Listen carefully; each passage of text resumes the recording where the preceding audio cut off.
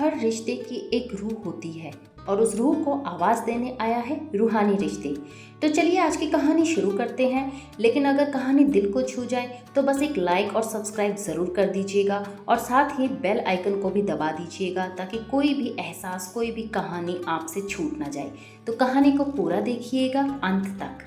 दूसरे दिन अन्वी फिर सुबह जल्दी उठी, चुपचाप रसोई में गई, दूध गर्म किया, अदरक कूटी, इलायची डाली, वैसे ही चाय बनाई जैसे दादी बनाती थी। स्टील का वही पुराना कप धोया और जब वो कप बाबूजी के हाथ में आया तो उन्होंने एक पल के लिए अपनी आंखें बंद कर ली। दादी याद आ रही है दादू? अन्वी ने धीमे से पूछा। बाबूजी ने कहा, तेरी दादी की चाय में चीनी कम पड़ जाती थी, पर वो बातें इतना मीठा कर देती थी कि चाय भी मीठी लगती थी। अब तो चाय में चीनी ज्यादा है पर वो बात करने वाला कोई नहीं। अन्वी कुछ नहीं बोली पर अंदर से कांप गई। वो पहली बार किसी की मुस्कान के पीछे छिपा दर्द देख पाई थी। अब अन्वी रोज सुबह 5 मिनट बैठती थी दादू के पास, उनकी कहानी सुनती थी, कैसे वो लखनऊ के गलियों में पले बढ़े, कैसे साइकिल से अपनी दुल्हन लेने गए थे, कैसे उन्होंने माँ बाप का सपना छोड़ खुद का सपना चुना था।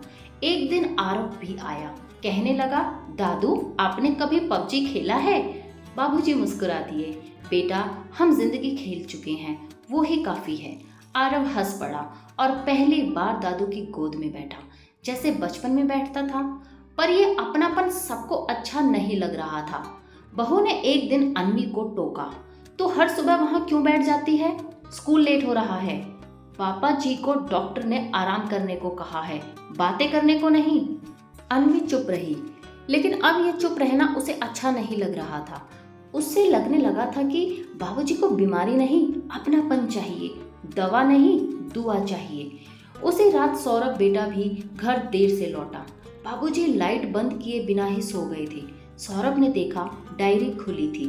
उसमें लिखा था, बेटे से अब आंखें मिलाने से डर लगता है, कहीं वो मुझे बोझ ना समझ बैठे। सौरभ कुछ पल तक डायरी पढ़ता रहा। उसे समझ नहीं आ रहा था कि ये वही पिता हैं जिन्होंने उसे कभी बारिश में भीगने भी नहीं दिया था। अचानक कमरे से हल्की खांसी की आवाज आई। बाबूजी को रात में सांस लेने में तकलीफ हो रही थी। आरव दौड़ा। अन्वी ने डॉक्टर को कॉल किया। सब घबरा गए। एम्बुलेंस आई। घर में हड़कंप मच गया। बाबूजी को आईसीयू में एडमिट किया गया। उनके इर्द गिर्द मशीनों की बीप, दवाओं की महक और रिश्तों का डर था। 3 दिन आईसीयू में थे, बोल भी नहीं पा रहे थे, पर उनके सिरहाने वो स्टील का कप रखा था जिसमें अब अन्वी ने गुलाब रख दिया था। तीसरे दिन जब होश आया तो बाबूजी ने सिर्फ एक लाइन कही, घर ले चलो, अपनों के बीच सांस लेना है, मशीनों के बीच नहीं। घर लौटे तो कुछ बदल गया था। बेटा रोज काम से आने के बाद बाबूजी के पास बैठता, बहू चाय में बिस्किट के साथ 2 बातें भी देती और पोता हर शाम लूडो के साथ एक हंसी ले आता। अब वो पुराना कप हर दिन भरता था, कभी चाय से, कभी कहानी से, पर सबसे ज्यादा अपनेपन से। बाबूजी अब पहले जैसे नहीं रहे थे, कमजोर हो गए थे, पर मुस्कुराते जरूर थे। हर सुबह चाय पीते वक्त पोती अन्वी से कहते, बेटा चाय में चीनी ठीक है, पर तू तो अब बहुत मीठी हो गई है। आरव अब उनके साथ हर शाम बैठता, फोन छोड़कर लूडो खेलता, बाबूजी के घुटनों पर सिर रखकर पुरानी कहानियां सुनता। बहू भी अब कभी कभी उनके लिए हलवा बना देती और बाबूजी के कमरे में आकर पूछती, पापा जी कुछ और चाहिए तो बताइए। सब कुछ जैसे धीरे धीरे ठीक होने लगा था। एक दिन अन्वी को बाबूजी की वही डायरी दिखी जिसे वो रोज कुछ न कुछ लिखकर तकिए के नीचे रख देते। अन्वी ने कहा, दादू एक बार मैं भी पढ़ सकती हूँ आपकी डायरी? बाबूजी मुस्कुराए, जब मैं तुम्हारे साथ आखिरी चाय पी लूं तब पढ़ना। सुनकर सब चुप हो गए।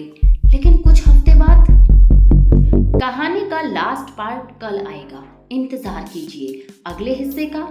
और अगर कहानी दिल को छू गई हो तो सब्सक्राइब कीजिए मेरे चैनल रूहानी रिश्ते को और साथ ही बेल आइकन को भी दबा दीजिए। मैं यही हूँ, हर कहानी, हर एहसास, हर रिश्ते में आपके साथ। पूरी कहानी देखने के लिए धन्यवाद।